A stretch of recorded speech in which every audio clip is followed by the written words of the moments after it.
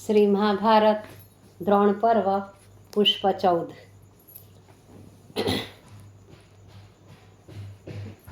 कृतवर्मा के सारथी को मार दिया और उसे भी कई बाण मारकर घायल कर दिया। कृतवर्मा ने स्वयं अपने घोड़ों की रास थाम ली और सात्यकी से युद्ध करने लगा। इस प्रकार महावीर सात्यकी कृतवर्मा और दुर्योधन आदि धृतराष्ट्र पुत्रों से घोर संग्राम करते हुए आगे बढ़े और तुमुल युद्ध करके जलसंघ और युद्ध भूमि में मार गिराया। आगे बढ़ने पर राजकुमार सुदर्शन का पराभव किया और काम्बोज यवन आदि अनेक सेनाओं से घोर संग्राम करने लगे। सात्यकी काम्बोज यवन और शकों की दुर्जय सेना को भगाकर कौरवों की सेना में घुस गए और उन्हें भी परास्त करके सारथी को रथ बढ़ाने का आदेश दिया।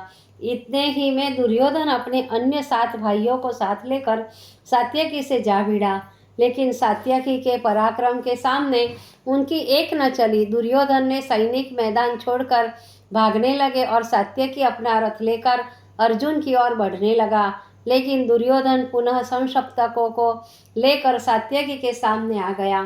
शक, काम्बोज, बाल्हिक, यवन, पारद, कुलिंद, तरंग, अंबाल, पैशाच, बर्बर और पर्वतीय योद्धा सात्यकी पर पत्थर बरसाने लगे, लेकिन सात्यकी ने अपने बाणों से उस शिला युद्ध को विफल कर दिया और उन शिलाओं के छोटे छोटे कण बना दिए जो कि कौरवों की सेना को ही त्रस्त करने लगे।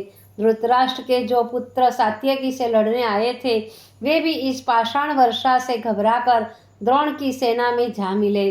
धृतराष्ट्र पुत्रों को युद्ध से भागकर आया हुआ देखकर द्रोण ने दुशासन का तिरस्कार किया और कहा, पृथ्वी पर भागकर जाने से तो तुम्हारी रक्षा हो सकती, यदि कहीं छिपना चाहते हो तो झटपट गांधारी के पेट में जाकर छिप जाओ। आचार्य के इन तीखे वाक्यों से रोष से भरकर दुशासन फिर सात्यकी की ओर गया और वहां त्रिगर्तों की सहायता से सात्यकी के साथ युद्ध करने लगा। इधर आचार्य भी क्रोध के भरकर पांचाल और पांडवों की सेना पर टूट पड़े और घोर संग्राम करने लगे। आचार्य ने अपने तीखे बाणों से पांचाल कुल तिलक राजकुमार वीर केतु को मार दिया।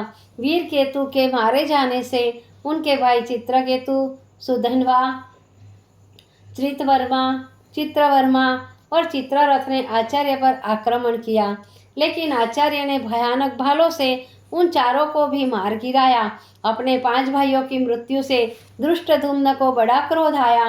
वह अत्यंत कुपित होकर आचार्य पर टूट पड़ा और 90 बाण मारकर उन्हें मूर्छित कर दिया और एक तलवार लेकर उनका मस्तक काटने के लिए उनके रथ पर जा चढ़ा, लेकिन इतने में द्रोण की मूर्छा दूर हो गई और उन्होंने वितस्त नाम के बाणों से धृष्टद्युम्न को भगा दिया।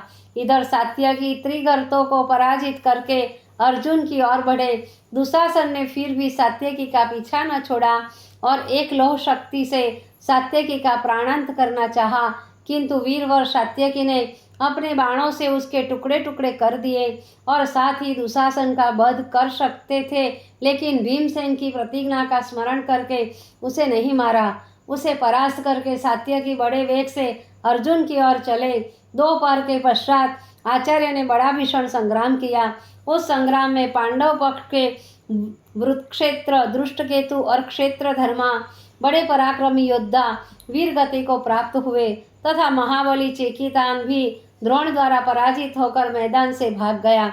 जब आचार्य पांडवों की सेना का इस प्रकार संहार करने लगे तो धर्मराज को बड़ी चिंता हुई। उस समय उन्हें अपना कोई सहायक दृष्टिगोचर नहीं हुआ और न अर्जुन का कहीं पता निशान मिला, तो वे बहुत घबराए और उन्होंने भीम को बुलाकर कहा, महाबाहो, जिसने रथ पर बैठकर अकेले ही देवताओं, गंधर्वों और राक्षसों को जीता है, तुम्हारे उस छोटे भाई अर्जुन का ध्वज खंड भी दिखाई नहीं दे रहा।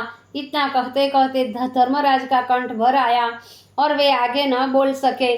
धर्मराज को इतना उद्विग्न देखकर भीम ने उन्हें सांत्वना दी और कहा, महाराज, सदा हम सब लोगों की अधीर हो जाने पर आप ही धैर्य बंधाया करते थे। आपका इस प्रकार दुखी होना हमसे सहन नहीं होता। हमें आज्ञा दीजिए कि कौन सा काम करने से आपका दुख दूर होगा। भीम की बातों से धर्मराज को बड़ा ढाढ़स बंधा और कहने लगे, भीम, जयद्रथ के वध की प्रतिज्ञा करके सूर्योदय होते ही अर्जुन ने कौरवों की सेना में प्रवेश किया है। सायंकाल हो रहा है, लेकिन अर्जुन अभी तक वापस नहीं आया। उसकी सहायता के लिए अकेले सात्यकी को भेजकर हमारी चिंता द्विगुणित हो गई है। अतः तुम शीघ्र ही कौरवों की सेना में जाओ और उन दोनों की रक्षा करो। वहां पहुंचकर और उन्हें जीवित देखकर तुम हमें सूचित करने के लिए सिंहनाद करना, जिससे हम समझ लेंगे कि तुम सब जीवित हो। तदंतर भीमसेन अस्त्र शस्त्रों से सुसज्जित होकर अपने वायुगामी रथ में बैठकर सिंहनाद करते हुए अपने अवरोधकों का संहार करते हुए व्यूह के प्रमुख द्वार पर द्रोण के सन्मुख जा पहुंचे। द्रोणाचार्य ने कहा, भीमसेन, हमें परास्त किए बिना तुम व्यूह में प्रवेश नहीं कर सकते। अर्जुन तो हमारी अनुमति से ही अंदर गया है। तब भीमसेन ने कहा, ब्राह्मण, मर्यादा रक्षक के लिए ही अर्जुन ने ऐसा किया होगा, क्योंकि आप उसके गुरु हैं। वरना अर्जुन तो इंद्र से सुरक्षित देवताओं की सेना में प्रवेश करने की शक्ति रखता है, लेकिन मैं अर्जुन नहीं हूँ, आपका कट्टर शत्रु भीम हूँ। इतना कहकर भीम ने द्रोण पर अपनी भयंकर गदा का प्रबल प्रहार किया। द्रोण तो रथ से कूद जाने के कारण बच गए, लेकिन घोड़े सारथी सहित रथ चकनाचूर हो गया था। बहुत से सैनिक भी मारे गए। तब आचार्य दूसरे रथ पर बैठकर व्यूह के द्वार पर आए, लेकिन भीम ने रथ का जुआ पकड़कर उसे दूर फेंक दिया।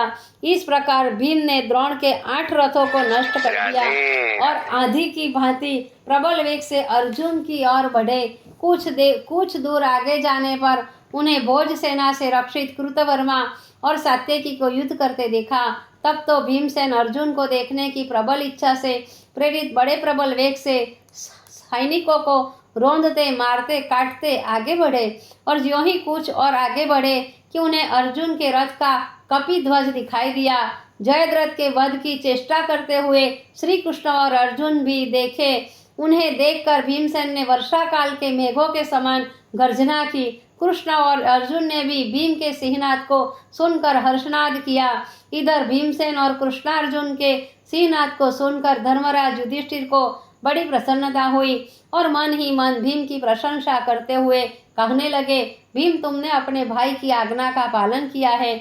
मुझे तुम्हारे इस प्रयास से जो प्रसन्नता प्राप्त कराई है उसका मैं वर्णन नहीं कर सकता। एक और तो धर्मराज अपनी उधेड़ बुन में लगे हुए थे और दूसरी ओर भीषण संग्राम छिड़ा हुआ था।